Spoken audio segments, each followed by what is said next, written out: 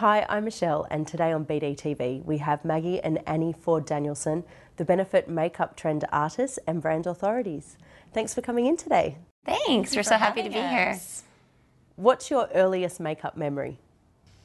Earliest makeup memory? Well, for me, I remember when I think I was probably 4 or 5, and it wasn't actually makeup, but I remember my mom would take me to our boutique in California, and she would sit me down and she would do the Christmas displays in the windows and just kind of like staple guns and glitter and glue everywhere. And it was probably like 5:30 in the morning. You know, she's getting everything before the doors open, of course, because you never want to turn a customer away.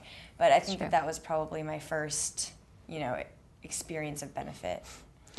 And for me, I mean, sort of along the same lines, there was many times when my mom couldn't get a sitter in time, so she took me into the store. But I remember, as every girl wants to when they're 13 or 14, start wearing makeup. And we weren't actually really allowed to wear much makeup and didn't really want to either when we were, kind of young. But Benetint was the first product we were allowed to wear, and I remember I was allowed to wear Benetint and shave my legs the same time. It was a big day.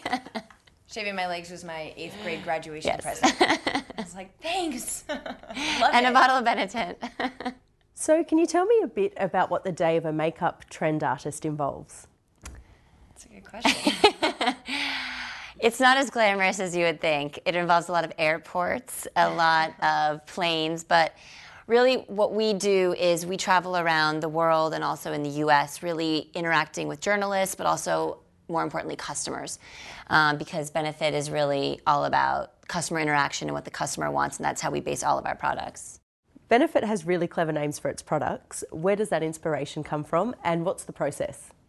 Well, I mean, honestly, our entire office is so collaborative. There's never one person who says, "Oh, I named that and I came up with that product." It's very much a just kind of random, we write on whiteboards, we scribble, and we get everyone's input, but we don't really want, because we don't want boring names, we don't want names that you would expect.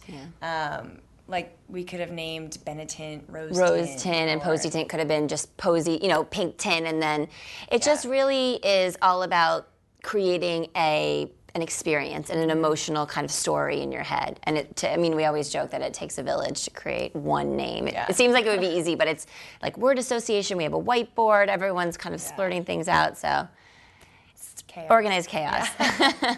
Where did the retro packaging idea for Benefit products come from? I think that we really wanted as a brand to not have a specific face as an icon.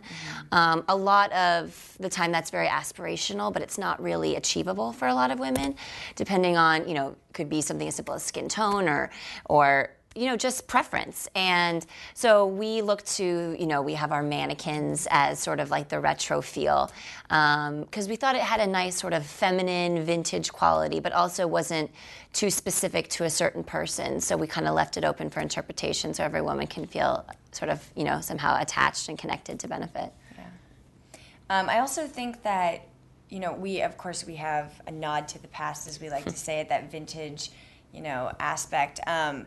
But our range is so broad in kind of the pieces that you can see. You see a little bit of vintage and a little bit of modern and, splashes of color here and there. And I just think that it allows a really broad range, like Maggie was saying, of women to kind of feel comfortable experiencing our products. A lot of beauty brands are very, it's a little bit of a serious process, but makeup is very intimate. We put it on our face as women and some men. And it's the first thing you put on, it's the last thing you take off. It should be something that makes you feel good, not something that's scary or that causes anxiety. So we try to, just tap into women that way and just make them feel good about themselves. Yeah. Did you always plan to work in the Benefit company? No. We get this question a lot, and every time I am a little shocked by the answer myself. We actually never, Jean and Jane, I think that they had a master plan because they never talked about it to us. They never asked us if we ever even wanted to join the brand. Maggie, she worked in New York for about 5 years before she worked for Benefit, and I remember she called me one day. I was in college having no idea what I was going to do. And she was like, I think I'm going to actually work for Benefit. And that was honestly the first time that thought had even crossed my mind. I don't know why. It seems like a weird response, oh, wouldn't you always want to do this? But I think that, like Andy said, I think there's a little bit of reverse psychology on their part. Only because I think as the next generation, if you will, which is such a kind of a funny term, but you have to make sure that you really want it and that it feels like your decision, or else the last thing you want to do is resent having to join a brand like Benefit would be, such a sad thing. And we're so happy to be part of the brand now because we did have that chance to make that choice. And now we're gung-ho, 100%. Yeah. Maggie, you have an economics degree, and Annie, yours is in art history. Yes. Do your roles in the Benefit company now reflect your professional strengths? Yes. They absolutely do. So I'm in New York, and I'm actually an account manager for the Home Shopping Network account. So, project managing, running accounts, spreadsheets, numbers, which I totally love. I can't even read. And then Andy and I both actually go on air in Florida for the Home Shopping Network. So that's fun. We get to spend that part of it together. Yeah. But number crunching, I like it. Yeah. And then for me, I'm in the San Francisco office, or corporate office, and I'm actually on the product development team. So I get to, I always tell my boyfriend I play with glitter all day. When it comes to developing the business, do you see eye to eye with Jean and Jane, or is the direction of the company very much theirs? I think as we're lucky that because this is a sort of a family business, Annie and me and Gina and Jane, we don't always see eye to eye. I think that would be, difficult for such four. We all have very strong opinions about things. But it is nice that we are able to express all that and all of our different opinions so openly, because if you do work with your family, you don't really hold back. And I think it helps the process along. But they very much are sort of still leading the way in terms of the brand's sort of direction and image. Yeah, I feel like they've been doing this for over 30 years, and they do it so well that at this point in Maggie and my career, at least, we've been working for Benefit for about 3 years now.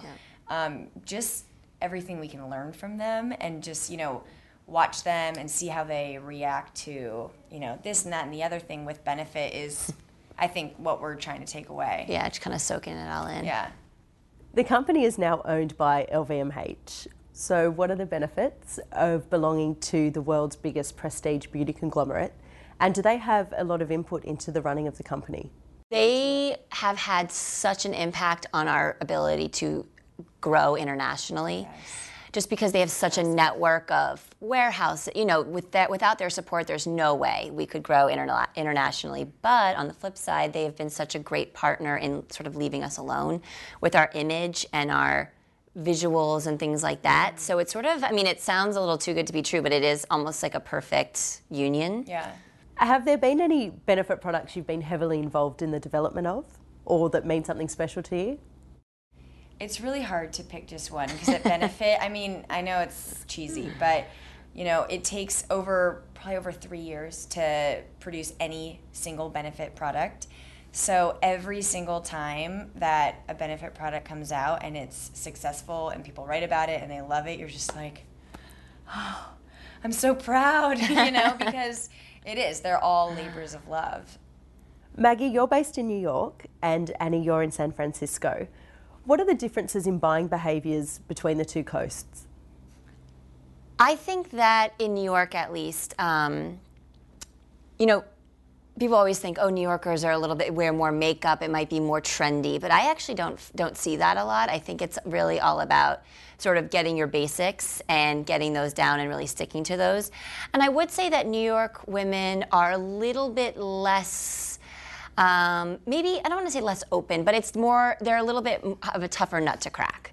They're like, these are my products and I'm not going to stray. They're very, very loyal. So some of our most loyal customers are actually New Yorkers, but it's, we got to break them down a little bit. Yeah. Yeah, I think at least in San Francisco, and I lived in LA for a few years, I feel like women are a little bit more open. You say, hey girl, come sit down. I want to, touch up your makeup. They're like, okay. New York, they're like, please. I don't have time for that. I come to New York and I'm doing makeup and I look to Maggie. I'm like, no one likes me. Just here. grow a tough skin, baby. Benefit's known for its brightening products. How has that impacted on its expansion into skincare? So, you know, just like you said, we have so many brightening products. It's really an area that we pride ourselves on, that we can really help women achieve. We have Ooh La Lift, That Gal, Erase Paste, you know, the list goes on, Eye Bright. And so when we really wanted to think about approaching skincare, you know, a lot of cosmetic brands, when they do want to branch out into skincare, they kind of have some trouble because it kind of feels like a departure from what they're known for. So we decided to focus on, with skincare, what we focus on in our cosmetics, which was brightening, of course. So it kind of ties in and helps the customer understand exactly what they're going to get with skincare. Yeah, I think it is a little bit easier for our customer to understand it because, you know, we always tell our customers we're not makeup artists. Yeah. Gina and Jane aren't makeup artists. You don't have to be intimidated, and I think skincare is something that women get very intimidated by because there's just millions of options, and we really wanted to keep it true, like Maggie said, to our DNA and keep it simple. So we focus on brightening and being bright by deep hydration. Yeah. So it's all about that, you know, really, really hydrated skin, and also we are a brand that work for all ages and all skin tones and types. So there's no, you know, specific age where you need hydration. You need hydration from 17 to 95. You know, and every woman from that range wants bright skin. So we really thought that that would be a good, you know, umbrella of positioning for us. The Benefit brand is celebrating 10 years in Australia. How does our local market compare to Benefit's global market? We have been shocked and so happy because brows here, I mean, no, brows are a huge part of our business globally, and it is a huge focus no matter where you go. But here, the women have embraced it like nobody's business. Yeah. It is, and we keep on trying to figure out the last couple of days why the Australian women have like understood and tapped into that whole brow concept so well. And I really think it just has to do with their sense of beauty here. I mean, it's really mind-boggling because we've been waxing brows in the U.S., you know, for over 30 years. I still have girlfriends who are like, oh, I've never gotten my brows done. Like, what is wrong with you? It's like a breath of fresh air to come to a place and people really understand one of our core parts of our DNA. So what's your favourite Benefit beauty product? For me, I am kind of a traditionalist, so Benetint. Harkens back to my 14-year-old days, and probably Boing concealer, especially with all the travel we do. It's just my, you know, best friend. Honestly, probably Browsings, the brow filler. I'm obsessed with it. I love it. I never leave the house without it on. Maggie and Annie, thanks so much for joining us today on Beauty Directory TV, and I hope you enjoy the rest of your trip.